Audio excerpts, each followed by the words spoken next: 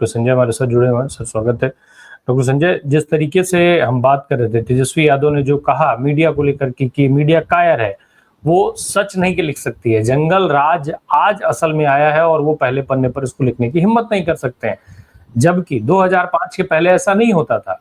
वो लिखते थे, मीडिया लिखती थी, जो सरकार के बारे में लिखती थी, लालू यादव के बारे में लिखती थी, और ये होता रहा है। अब जिस तरीके से मीडिया का नया चेहरा उभर करके सामने आया है, तमाम आरोप लग रहे हैं, कितना अहम है तेजस्वी यादव ने जो चेतावनी दी है ऐसे अखबारों को, कितना अहम है चुनावी दृष्टिकोण से, और साथ में बिहार चुनाव में ये सारी चीजें जो एक एक करके जिन पर अभी बात हो रही है, कितनी अहम होती जा रही हैं।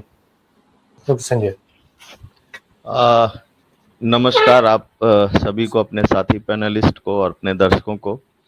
देखिए राम प्रकाश जी, बिहार कुछ मायने में देश के अन्य इलाकों से या राज्यों से इसका टेम्परामेंट थोड़ा अलग है, इसको समझने की ज़रूरत है। पहली चीज़ तो ये है कि बिहार की धरती अन्याय को जल्दी बर्दाश्त नहीं करती है। अभी जो इलेक्शन कमीशन वहाँ खेल खेल रहा है, और खेल क्या, डकैती है, सीधे वोटरों के ऊपर डकैती है, वो तो है ही। और दूसरी चीज आप ये देखिए, भाजपा पूरा प्रयास कर रही है कि एक सांप्रदायिक रंग दिया जाए। और यह नहीं, देखिए भाजपा बहुत सोच समझ के सारे घोड़े खोलती है मौके पे। यह कहना कि अच्छा ये फेल हो गया तो वो कर दिया, और वो फेल हो गया तो ये कर दिया, ना। भाजपा एक साथ 7 घोड़े खोल देती है। इलेक्शन कमीशन का भी घोड़ा खोल दिया, और इधर धीरेन्द्र शास्त्री का भी घोड़ा खोल दिया। इसके अलावा सांप्रदायिक तनाव का भी घोड़ा है। इसके अलावा समाज में अफरा तफरी, आप देखिए समस्तीपुर में और कटिहार में सांप्रदायिक तनाव है मुहर्रम के जुलूस को लेकर। और मीडिया जिस प्रकार से लिख रही है, और सिर्फ वहां नहीं, उत्तर प्रदेश में भी कुछ बवाल हुआ। जब भी ये होता है कि हाँ इसमें मुहर्रम जुलूस हुए, उसमें 4 अपराधी पकड़े गए या इनको हिरासत में लिया गया, तो नाम डाल दिया जाता अगर उसमें मुसलमान है तो, और अगर कोई हिंदू उसमें है तो उसमें ये नाम हटा दिया जाता। देखिए जानबूझ के मीडिया तो पूरी तरीके से एक पक्षीय हो चुकी है, वो भाजपाई मीडिया हो चुकी है, खासतौर से जो डिजिटल वाले हैं, जितने भी चैनल हैं। पहले 2005 के पहले मीडिया का स्वरूप बिल्कुल अलग था। पहले गलत स्टोरी प्लांट करने के पहले जो तकनीक का सहयोग चाहिए था वो उतना उन्नत नहीं था। अब आज तो तकनीक इतना उन्नत हो गया कि गलत स्टोरी पेश कीजिए और सच से भी ज्यादा बड़ा सच लगने लगता है। तो यह भी एक चीज है। तो तेजस्वी यादव जो बात कह रहे हैं उस बात में दम है कि पहले घटना जरूर घटती थी, मैं ये तो नहीं कहूंगा कि नहीं, लेकिन मीडिया जिस तरीके से बढ़ा चढ़ाकर पेश करता था वो एक अलग स्टोरी बनती थी। और आज जो घटना घट रही, भाई खेमका का जो मर्डर हुआ, मतलब पटना के बहुत बड़े बिजनेसमैन, काफी इंडस्ट्रियलिस्ट थे वो, और गांधी मैदान के पास में ही रहते थे। वहीं पे सारे बड़े अधिकारियों का आवास और सब कुछ है और ऑफिसेज हैं, और वहां पे हत्या हो रही है। इसकी रिस्पॉन्सिबिलिटी किसकी है? सीधी सी बात है, राज्य सरकार की रिस्पॉन्सिबिलिटी है। और लोगों में वहां आक्रोश भी, और इसके पहले 5-6 साल पहले इनके पुत्र का भी हत्या हो चुकी है, शायद मुजफ्फरपुर में हुआ था। तो देखिए टारगेट पे हाजीपुर में हाजीपुर में हुई थी। तो देखिए टारगेट पे यह परिवार शुरू से ही है। जब उनके पुत्र की हत्या हुई तो क्या सरकार तो यही थी, तो क्या आवेदन नहीं था, या पुलिस को नहीं पता था, या गुप्तचर जो भी जो सूचना है क्या वो नहीं था? सब कुछ है। सवाल उठता है कि जब सरकार के लोग ही शामिल हो जाए इस अपराध में तो फिर अपराधियों को रोकेगा कौन? और जो स्थितियां आ जाए, और चुनाव के पहले पता नहीं क्या होता, बिहार में अक्सर इस प्रकार की चीजें होती ही होती है। ये मतलब हमेशा से हमने देखा है, महसूस किया है।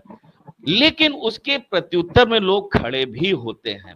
भारत की, ये बिहार की धरती मूलतः क्या है, वह एक संभाव दृष्टि वाली है। वह अपराधियों को नहीं बर्दाश्त करती, लेकिन उसी में कुछ ऐसा हो जाता है कि अपराधी जो है वो खुलेआम चुनौती देते हैं, सरकार और प्रशासन देखते रह जाती है। क्यों? क्योंकि उसमें मंत्रियों का शह होता है, अधिकारियों का शह होता है। बिल्कुल मैं आपको यह बात कह रहा हूं, और इस नाते उनका मनोबल बढ़ जाता है। लेकिन जो जनता है वहां के बिहार की, वो ऐसे लोगों को बिल्कुल नहीं पसंद करती है और उसको जवाब भी देना चाहती है। तो ये कुछ चीजें हैं। और चुनाव को लेकर जो एकदम से अफरा तफरी मची है, लोग अपने पहले नागरिकता को सिद्ध करें, अपना वोटर होने को पहले वो सिद्ध करें, तब वो इधर वो देखे कि सामाजिक जो ताना बाना जो बिगड़ रहा उसकी तरफ ध्यान दे। तो इस समय चौतरफा हमले हो रहे हैं, बिहार के समाज के ऊपर हो रहा है, बिहार के राजनीतिक पूरे सोच के ऊपर हो रहा है, और बिहार के ऊपर एक कुदृष्टि है, और सीधे सीधे इसके लिए भाजपा उत्तरदायी है और कोई नहीं उत्तरदायी है। यानी खुलेआम कह रहे हैं कि हम हिंदू राष्ट्र बनाएंगे, तो क्या धीरेन्द्र शास्त्री के इस बात से क्या सभी लोग सहमत हैं? मुझे तो नहीं लगता 10-5% से ज्यादा लोग सहमत होंगे। तो ये भारत के संविधान के खुलेआम धज्जी उड़ा के रखी जा रही है, और उसके बाद भी ऐसे लोगों का महिमा मंडन होता। अश्विनी चौबे जी खड़े हैं, देख लीजिए पूरे कार्यक्रम में, और ऐसे लोगों के मतलब सीधे सीधे उसमें सरकार शामिल है। तो ये खेल तो खेला ही जा रहा है कि बिहार की धरती को कैसे चौबे कलंक किया जा सके। संजय भाई चौबे जी ऑर्गेनाइजर थे, मुख्य आयोजक ही अश्विनी चौबे हैं जी, आयोजक ही वही है। तो इस प्रकार से जब चीजें होंगी, आप ऐसे लोगों को बढ़ावा देंगे, तो दूसरे धर्म के लोग अगर वो जुलूस निकालें, जरा सा इफ एंड बट हो जाए, उनको आप आरोपित भी करें, तो देखिए भारत, ये बिहार की धरती नहीं है, भारत की धरती के साथ भी अपमान हो रहा है। ये मुझे तो ये बातें समझ में आ रही है जी। निशिकांत दुबे सहित भारतीय जनता पार्टी या तमाम नेताओं के बच्चे कहाँ पढ़ते हैं और किस मीडियम से पढ़ते हैं, वो मुझे लगता है लोगों को पहले देख और जान लेना चाहिए, फिर उसके बाद इन सब टिप्पणियों के झांसे में आना चाहिए।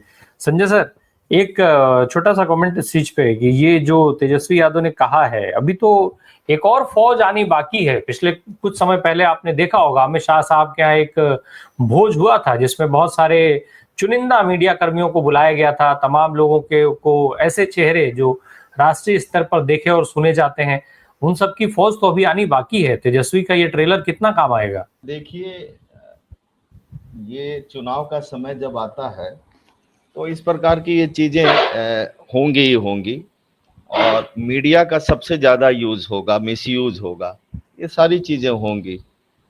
तो चाहे अमित शाह के स्तर से हो, चाहे बिहार के अन्य नेताओं के स्तर से हो, तेजस्वी यादव भी, स्वाभाविक सी बात है, और हथियार ही क्या बचता है। तो मीडिया में जिस प्रकार से कर रहे हैं, दिक्कत क्या है कि गोदी मीडिया एक पक्षीय होकर काम कर रहा है, और उतना ही हिस्सा दिखाने की कोशिश करता विपक्षी नेताओं को, जिससे लोगों को ये लगे कि वो बिल्कुल एंटी सोशल बात कर रहे हैं, या एंटी कॉन्स्टिट्यूशन बात कर रहे हैं, या उल्टी सीधी बातें कर रहे हैं। पूरे समग्रता में वो चीजें नहीं रखी जाती है। तो एक तो यह बात है। तो मीडिया, देखिए मेन स्ट्रीम मीडिया तो अपनी जो रेलेवेंस है उसको तो वह खो चुका है। अगर आप सर्वे करवा लीजिए, देख लीजिए कितने लोग देखते हैं, और न्यूज जैसी चीज तो अब होती नहीं है।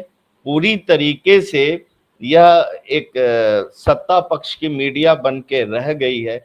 उस मीडिया पे जिसपे सबसे बड़ी जिम्मेवारी थी भारत के समाज की बनाने की, उसको अक्षुण्ण रखने की, वह मीडिया तो पूरी तरीके से देखिए बिक चुका है।